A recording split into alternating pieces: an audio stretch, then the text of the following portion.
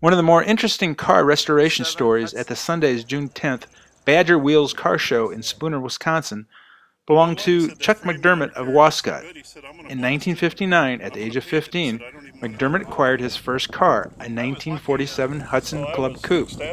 After 50 years, he discovered the Hudson where he had parked it in the early 1960s at his uncle's home in Minnesota.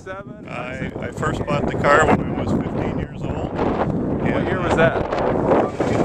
44 and 15, 59. 1959, okay. 1959. Drove it a couple of years. My uncle and myself and his brother raced the Hornets in Proctor and Superior. And about 3 years later, I ended up leaving this car on his property up in Minnesota and lost track of it for 50 years. And found it 3 years ago and got into restoration. And we just now got it done. You said you found it. Where did you find it? It was still up on his property. He died years ago. You just left it? I left it there. So, and he was going to restore it. He bought a few parts for it, and later on he got ill and passed away. And so literally then I found it. Sitting there for 50 years? Yep. So it was a lot of hard work to restore it? Oh yeah, it's been 2.5 years worth of work. Thank goodness my wife did a bunch of photos and things and made a book, so we got a pretty good record of it. So how hard was it to get the engine running again?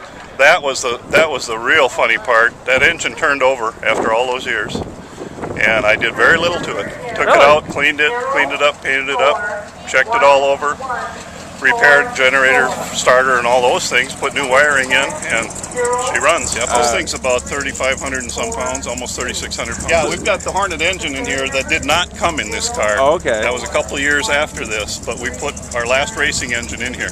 Now you're saying Hornets the Hudsons are really rare now then? Oh yeah, pretty much. Pretty much, yeah. Because I remember that period when my dad practically couldn't give them away in the late 60s, early 70s. I think when they were having a hard time and starting to go out of business, I suppose everybody was dumping them at that time. But these things held NASCAR records for years and years, the Hudson Hornets. Right. Yeah. Well, that's a beautiful car. Can you show us, talk about any features here? Or?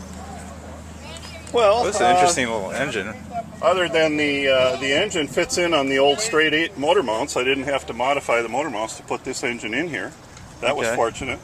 And my body guy had never done wood grain in his life, and he did this dash, and it came out fantastic. Oh, it's paint. Oh, okay. Yeah, but factory was this, and he tried it, and it came out really, really so they did a wood grain. Okay. And then the interior work I had done by SCS Company. They do all the work for Cirrus Airplanes in Duluth. Oh, really? And I gave it to them last September, and they used it as a filler all winter, and I just got it back a couple weeks ago. Okay. And they did just a beautiful job with the interior. Yeah. Wow. What's really special about this is you had it when you were 15 years old. I bought it the first time I was the second owner. Yeah. I bought it from the guy who had it new. And then my uncle got in between there, and now I'm the fourth owner.